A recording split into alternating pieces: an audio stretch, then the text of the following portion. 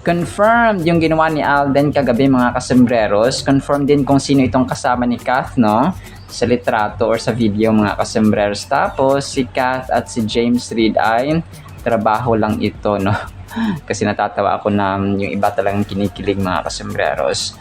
So, unahin ko ito, major items na agad tayo mga kasembreros, no? Para appreciate nyo agad. So, confirmed, no, kung sino pala itong kasama ni Kath sa video and then dito sa kanilang pictures kagabi na kung saan ay nagkaroon sila ng parang mini celebration, no, doon sa kanilang siguro after ng Madame Tussauds or unveiling ng Madame Tussauds nga mga kasama. So, yung pictures nito, may 3 pictures na binahagi tayo kagabi. Dito nga kasama si Mami Min, yung setup ba, no, na sobrang ganda. So ito po ay si Kainoko.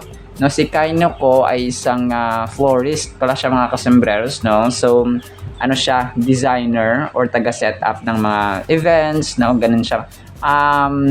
Dito, but he focuses on flower arrangements, no, ganun siya mga kasembreros. So dito ay may video na pala ha, itong celebration ni Kath mga kasembreros kasama si Mama Min at saka si Kainoko. So si Kainoko, sinearch ko siya or nakita ko siya sa Instagram mga kasembreros. So isa siyang florista, no? Siguro kapag dealing about flowers, no, in general mga kasembreros. So ganun po si Kaino. So may lahing Chinese yata, no? Si Kainoko mga kasembreros. So yung kanyang Instagram account ay may 49,100 followers. So tapos yung nakalagay doon ay florist mga kasembreros. Tapos ang ganda, no, ng kanyang setup doon sa kay Kath mga kasembreros na kung saan ay parang red, white at saka dilaw, no, yung parang motif dito mga kasembreros. So sabi tayo, ang ganda, no. Palagay ko sa bahay na ito, no, at saka baka siya rin yung nag-design doon sa house blessing ni Kath dati mga kasembreros way back 2023, no, or 2024 yata mga kasembreros. So 2023, parang 2023, 2024 mga kasembreros. So sabi niya dito ay ang ganda, no, mga kasembreros ng setup niya Kainoko mga kasembreros. So Chris, parang sabi Chris, something like that dito ni Kath mga kasembreros. So dito rin pala sila Daddy Ted or Papa Ted, of course, no. So yun po, no. Unang video, ito pa ay post ni Kath, post ni Mama Min din po mga kasembreros sa kanyang Instagram mga kasembreros. So yung last part ng video ay Kainoko Flowers and Events. Yung nakalagay dito mga kasembreros, which is yun nga, no, siya mga kasembreros ang florista. Tapos nag-post din para si Kath, no, ng mga random photos mga kasembreros via her Facebook and Instagram. Tapos yung Dreamscape din po ay nag-post ng mga random photos ni Kath mga kasembreros. So ito po ay kuha na dun sa may Grand Fans Day nila, no, parang di ba Grand Fans Day pero sa press con mga kasembreros. So yun po. Tapos si Mama Min, ayun, nag-post din siya sa kanyang Instagram pala, no, 11 herbs and spices. Sabi dito, Team Bernardo Kath Cakes mga kasembreros. Thank you Mami Min for our lunch at saka sa KFC Philippines, no, nang libre si Mama Min mga kasembreros ng KFC lunch mga kasembreros para sa Kath Cakes or fans ni Phenomenal Box Office Cinema Queen. So talagang talagang napaka-engrande, no, at saka napaka-generous ni Mama Min mga kasembreros. So yun po, nagpakain siya ng libreng lunch sa mga Kath Cakes. So yung mga random photos ni Kath dito, so halo-halo na ito, no. Merong isa lang siya sa picture, merong kasama si James, merong mga fans na kasama, si ate niya Dimples Romana. So yun siya mga kasembreros. So random photos na ito na binahagi ni Kath sa kanyang Facebook. Tapos Dreamscape Entertainment din po mga kasembreros. So yun po, no, talagang ang ganda, of course, no, as expected. ni Phenomenal Box Office Cinema Queen dito sa kanyang outfit. Although medyo revealing lang talaga. Hindi na siya reveal, parang kasi nga, yun nga no, as we mentioned ay walang takip sa likod mga customers. Tapos ang View Philippines ay ito nag-drop no ng episode 6 yata ito mga kasambreros. Episode 6 or episode 5. So yun no. Dito ay parang namumuo na yung chemistry at love no ni Jao and Cara and other cast mga customers like Kailin Alcantara, si Kim Jisoo at saka si Gab Lagman mga kasambreros. So ito ay pinost ng View Philippines. So ako po, hindi po ako nagpo-post ng videos kung hindi po View Philippines na nag-post. So may iba kasi na yung pinopost nila ay yung buong yung buong episode talaga, no? Kung parang pag hindi pinost ng View Philippines, yun yung mindset ko kasi pamimirata no? Parang bawal yun na i-post mo yung buong episode mga kasambres without yung View Philippines talaga yung mismo nag-post. So dito ay parang si Jao ay parang nagkaroon na siya ng parang significance kay Cara mga kasambreros. So dito ay yung una sabi niya ay nakaisip na siya ng business idea, no? I bought that ring because Ali deserves it. So yun, tapos a new chapter begins. Tapos dito parang naghahanap pa na sila, no? Parang naglulong na sila for each other, no? Si Cara and Jao mga kasambreros. So nung hinanap ni Cara si Jao, sabi naman dito ay I saw him earlier, parang nagbumibili ng ng mga souvenirs mga kasambreros. So he said he had somewhere to go mga kasambreros, sabi. So si Ali ay bukas daw yung flight ni Ali mga kasambreros. So sabi niya, want to walk around? Sabi ni ni Alden mga kasambreros. Our feelings starting to to grow, no? Tapos sobrang kulit nila dito mga kasambreros. So yun, tapos yung pinaka-last dito ay sabi ng mama ko noon na kung gusto ko lang sumaya, lahat na maganda nakita ko sa utak ko ay gawin ko doon sa langit. So just in case makalimutan ko siya, pag tumingin ko sa langit, ay malala ko siya. So yan, piplay ko ito mamaya mga kasambreros, no? Para ma-appreciate po ninyo. Tapos confirm din pala, no, kung saan pumunta or anong ganap ni Alden kagabi mga kasambreros. So yung picture pala na pinost natin nung kanina ay umattend pala siya, no, ng kasal ng anak ni Attorney Annette Gozon mga kasambreros. So yun, no, kasi akala ko, di ba, saan kaya pupunta si Alden? Kasama niya si Gabi at saka si Mikey Pinto mga kasambreros. So at saka si Ma'am Joy Marcelo. So yun pala ay nasa kasal pala ng anak ni Attorney Annette Gozon mga kasambreros. Tapos may may behind the scene na pinost dito ang Code Gray. Salamat kay Ma'am Marilu, no, mga kasambreros, Marilu Lim sa Ospital ng Maynila Medical Center mga kasambreros kahapon. So Alden is nasa Ospital ng Maynila no nagsushoot mga kasasabi dito. So naka doctor attire or surgeon attire mga kasambreros si Alden dito. Tapos random photos, tapos may isang video na kung saan ay parang pababa yata, no, sa hagdan si Dr. Grayson Lazaro mga kasambreros. So sabi ko, salamat at meron na post, no, at saka na-share na larawan at the videos or video itong si Ma'am Marilu Lim. So sa Ospital ng Maynila sila pala, no, mga kasambreros. So may white jacket, parang something na sinusuot ng doktor, yung suot niya Alden dito, no, mga kasambreros.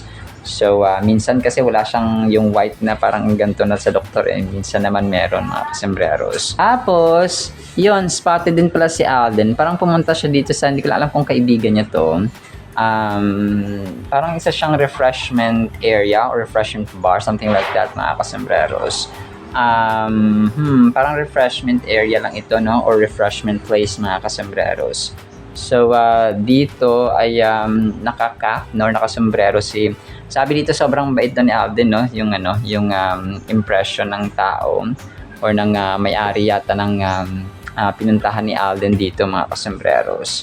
So, naka-cap siya dito, tapos naka-blue. Hindi ko lang alam. Baka nung pumunta siya... okay. So, baka bumili siya ng regalo para dun sa anak ni... sa kasal ng anak ni Mama Attorney Annette Gozon, mga kasombreros. So, wedding gift, no? Siguro yung ginawa or binili dito ni Alden bago siya tuliyang spotted doon sa kasal mismo, no? Or sa venue ng kasal ng anak ni Mama or Attorney Annette Gozon, mga kasombreros. So, ayun, talagang busy si Alden. So, wait, naka-cap siya dito. So, isa lang to no? Tapos kanina lang din na pinost, mga kasombreros, sa TikTok account, no? Ng isang fan. So, inisip ko yung nag-post talaga ito ay yung may-ari, no? Mismo ng pinuntahan doon ni Alden, mga kasombreros. Sabi niya sa caption niya, Alden Richards masyadong gwapo at humble sa personal. So, ito, boy shot or body shot, mga kasombreros. So, parang may bench, hindi ko alam. Baka yung inisip ko dito ay wedding gift ang binili dito ni Phenomenal Box Office Cinema King, mga kasombreros. Tapos, last item, wait, meron pa yata ditong isa so yun na pala yun, mga kasombreros. Tapos, syempre, last item natin, mga kasombreros, may actually parang may isa pa. So yun, shinare ito ni Alden, of course, yung kanyang panalangin in verse of the day na rin, mga kasombreros. So, abang-abang tayo no July, bago ako magsimula, July 27. So, 15 days pa, no? Kasi July 12 pa tayo ngayon. So, we're hoping nasa mga ganap niya, Nina Alden at saka niya, mga kasombreros. Niya Kath, no? Sabi niya ito, strongest prayer, Lord, I need you every single day, every moment, and every second that I breathe. I need you. I cannot face the challenges of this world alone. You are the only reason I have made it this far. I will not keep this prayer to myself. I promise to share this prayer with at least one person today in the victorious name of Jesus Christ. Please say amen to disappoint Satan. So, amen and amen, no? Alden. So, talagang ito yung kagandahan kapag we have a close relationship kay Lord Jesus Christ, no? Every fame, everything that we have, mga customers, without God is absolutely nothing, mga kasombreros. Tapos, last pala ito, mga kasombreros, na kakulitan ni Namaha ni Dimples at saka ni Kath at saka ni James Reid, of course, dito, mga kasombreros. So, ito ang parang yung time na nagsandal-sandal sila, mga kasombreros. So, ang kulit nila, ang sobrang kulit nila, mga kasombreros. So, isa pa to sa mga video clips na, of course, nakuha doon sa kanilang fans day kahapon, mga kasombreros. So, sabi ni Maha dito, hindi lang enough na mahal mo lang yung tao, na hindi lang siya naging inspirasyon mo, you have to be that person para dun sa mahal mo. Sabi dito ni Maha. Sabi ni Kathy dito, ikaw rin dapat maging sandalan niya. Sabi niya, mga kasombreros. Tapos yun, last item at saka major item pala. So, Kath and James, trabaho lang, no? Medyo natatawa ako dun sa mga reactions ng mga tao, no? Na parang kinikilig or something na minamatch-match, no? So, which is alam naman natin yung totoo na this is just for work, no? Pero syempre, hindi natin masisisi yung iba na talagang kinikilig, parang gusto nila i-ship si Kath kay James Reid, mga kasombreros. So, which is alam naman natin totoo na si James Reid ay meron ng isa pressman. So, engaged na yata sila, mga kasombreros. So, pero yun, no, talagang dito, yung mga tao ay click na click pa rin ang Kath Reid, mga kasombreros, kahit na alam nila na may girlfriend na or fiancé si James Reid, mga kasombreros. Pero tayo, we know the fact na this is just for work, no? Trabaho lang ito. They're just doing their job para magpakilig, no? Para catch ng audience, mga kasembreros. So, yun po. Alright, so yun naman sa ating captain items. I-play ko po itong mga videos na inyo pong papakinggan. And then, ang ating Word of God po ay sa pinakaunang vlog po natin for today, July 12, 2026. Isang pinagpalang araw po ha, sa bawat isa. Pero thank you sa pagsama sa akin. Iniisip lang akong business idea for you. I bought that ring because Ali deserves it. Okay? Nakita niyo si Jao? I think he's buying souvenirs. Nakita ko si Sir Pogs kanina. May pupuntahan daw siya. Bukas na yung flight niya papuntang Manila, di ba? Kara, you should call. Lakad-lakad tayo. Ay, scholarship! I'm recording it twice already. What are you looking at? Uy, Freshly made pilau ala karon. Mmm! sarap. Oh, you're sweating. Ano, really.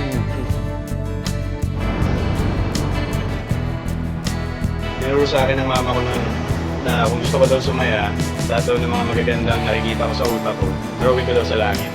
Just in case makalimutan ko siya, pag tumingin ako sa langit, maalala ko siya.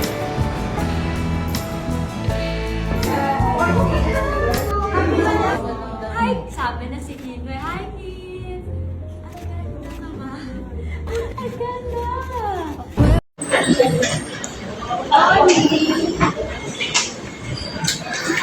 Super. I'm always here for you. Thank you! Love you! Dito lang ako. Yes, I'm always here for you guys. Jay! Huwag mo na ako idamay. Siyempre, that's the promise to always be there. Be that someone na masasandalan ng taong mahal mo. Sandal nga tayo. Sandal! Siyempre, hindi lang naman enough yung mahal mo yung tao, di ba? Dapat siya lang, hindi lang siya yung nagiging inspirasyon mo. You also have to be that person para dun sa mahal mo. Ikaw din dapat yung magiging sandalan niya. Siyempre, Sandal hindi ulit. naman... Sandal ulit! Tatakbuhan niya. Diba, pinag-usapan nga natin kanina, yung home nyo, yung isa't isa. That's the best kind of love. That's right. Yes. Loving someone is the easy part. I think the hardest part is being someone that's worth loving. Ganda nun Right.